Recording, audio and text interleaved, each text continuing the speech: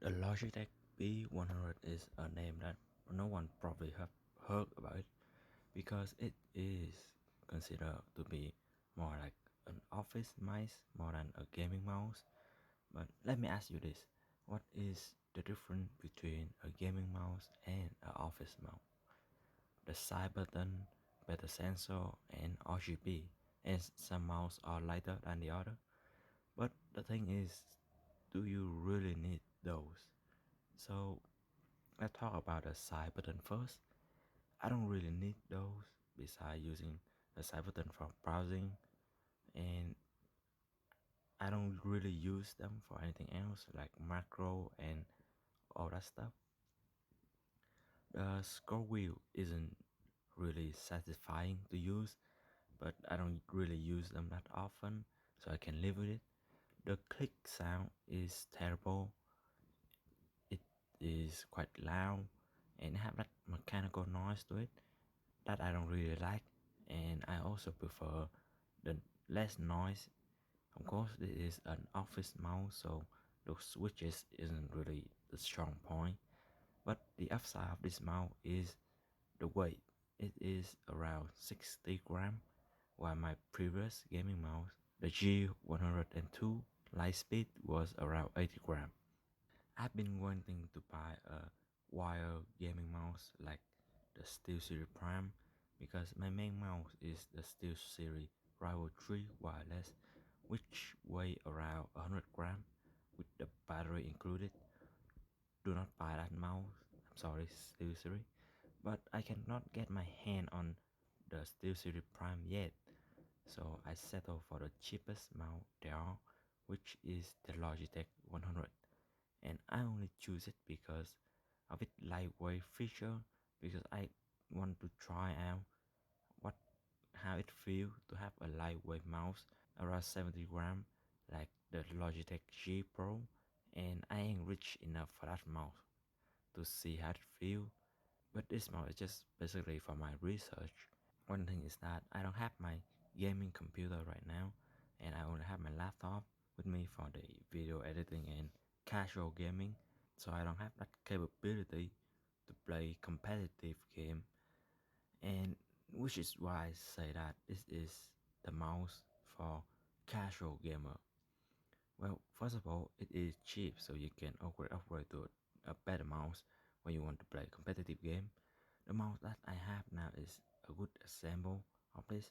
I don't want to waste my battery life playing like draft or risk upgrade. Though was the game that doesn't really require a good mouse, and I have already talked about the wireless gaming mouse that use battery, which is the problem with my Driver 3 review video. Please watch it.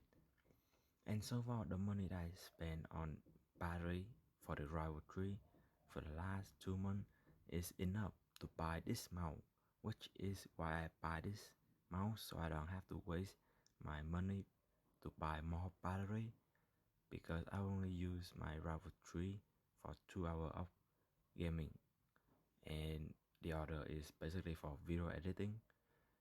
So the shape so the shape of the mouse is okay. I don't really like this calf shape. It is similar to the G102 I had before, or the Razer Origin.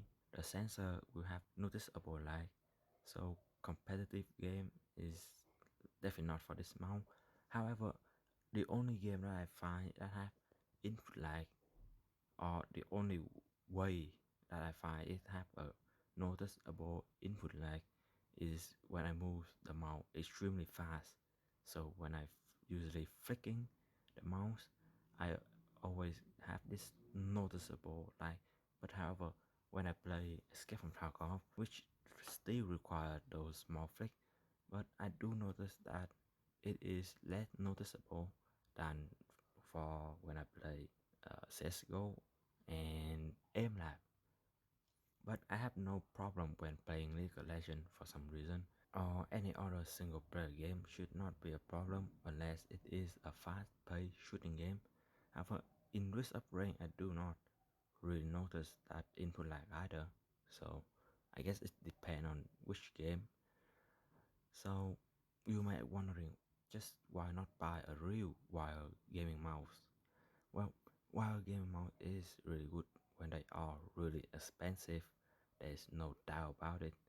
But with so many gaming mouse out there, with very little access to the test of the mouse in person, for example, like right now, really, do you really think you can choose the right mouse for yourself? Just like me, I didn't really have the opportunity to test on my Steel Series Rival 3, and so when I bought it, I kind of regret it. At the same time, I find it pretty okay, but after a few months of using, I don't really like it. Yeah, review can only help for a small part, but in the end, it is come down to you alone and how you feel. If you are rich, then sure you can buy all the gaming mouse you want. But what if you are poor and you have very little money left in your pocket for your mouse or peripheral? One wrong choice and you're gonna end up with a mouse that you don't like for more than a year, like I did. And after using this for a few months, I'm quite happy with this mouse, and I will surely continue to use this mouse as my editing mouse for my other setup. I want to do a review on this mouse because I do find it as a particularly really good option because it's not a really gaming mouse. However, it is a mouse that can be used for gaming. But that's all. If you find this video interesting, please give it a like, and I will see you in the next video.